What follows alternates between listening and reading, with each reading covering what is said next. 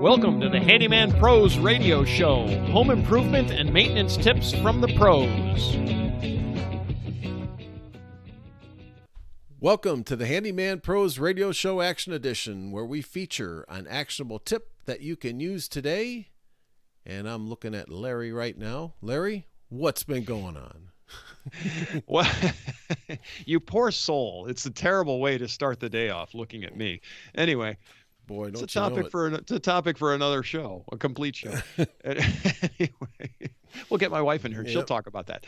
But be that as may. So what's been going on? Well, so spring is springing here in beautiful Atlanta, right? Mm-hmm. So I was out the other day. I was getting the grill ready to do a little grilling, and my electronic ignition stopped working, number one, and you and I were talking about it, and lo and behold, all I did was, folks, here's the first part of this tip was I just took a little piece of sandpaper and just ground off the end a little bit off the igniter point, if you can get to the point.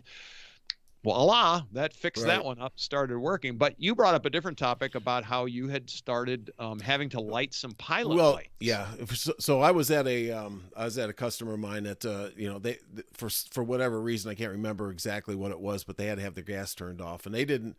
So once the gas gets turned off to the whole house, of course, if you have any standing pilots, which are constantly running gas for pre-ignition of appliances, fireplaces, or water heaters, you have to relight those.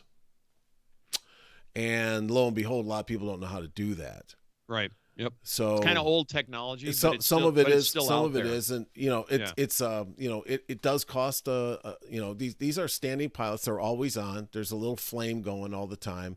Yep. They're very tried and true. They, if you ever see them, they use what's called a thermocouple.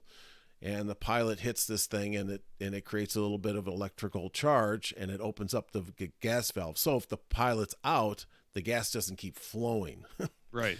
So that's the thing where you've got to, when it's usually got a little dial on it that says, off, on, or pilot, and you've got to push in on this thing to open up the valve. You click on the little piezoelectric starter that goes click, click, click, and you'll see the flame take off.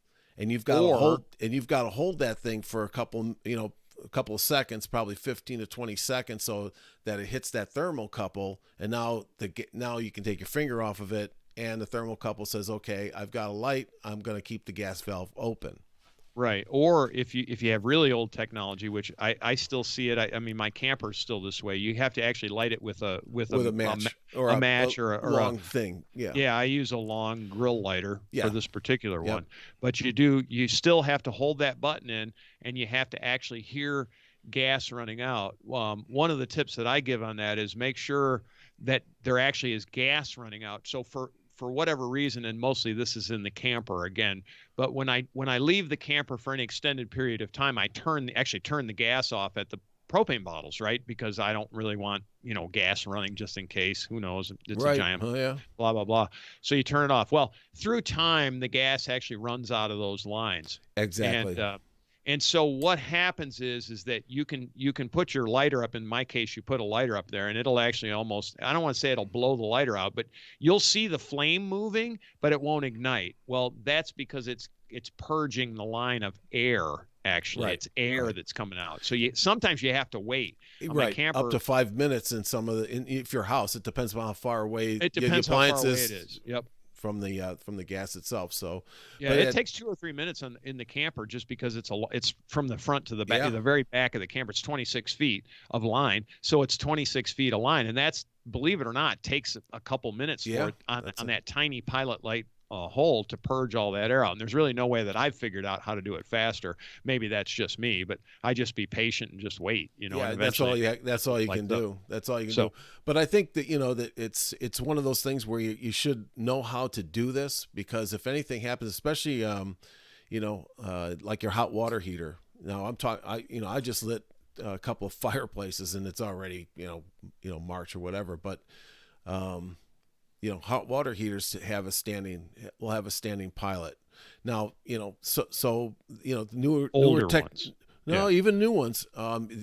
So the new technology, they both have their their place, which is electronic ignition. Like a lot of the furnaces will have, most of the new furnaces are all electronic ignition. But some appliances, they have their place for a standing pilot, but because they're tried and true, and it's because it's very complicated.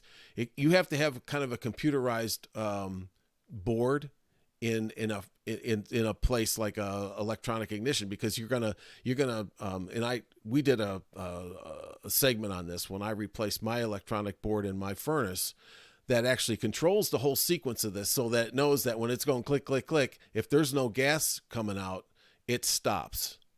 Right. Okay. And if there is gas coming out and it doesn't light, it shuts down, the gas valve itself. So there's a whole sequence of events that goes on. But for just simple things like a hot water heater, there's still some standing pilots out there.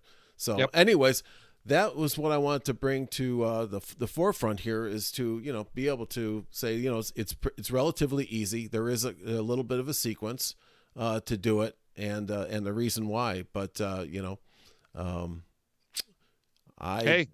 it done. I got it done into our goals. Yeah. Right? Save time, money, and aggravation. There are things you need to know how to do yourself. This is kind of one of them. Don't pay somebody to do this. That's my point. That's just kind of crazy. But anyway, well, folks, if you have any questions, comments, or concerns, please don't hesitate to reach out. You can send us an email, questions@handymanprosradioshow.com. We do have our website. That's, again, handymanprosradioshow.com. We've got a newsletter. You can go to our contact page and sign up for that.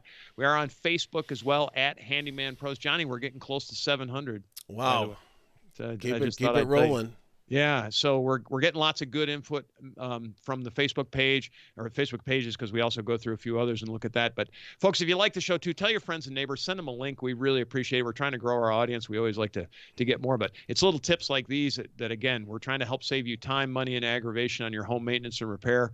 It is what we do, and we want to thank you for listening. We'll see you next week on the Handyman Pros Radio Show.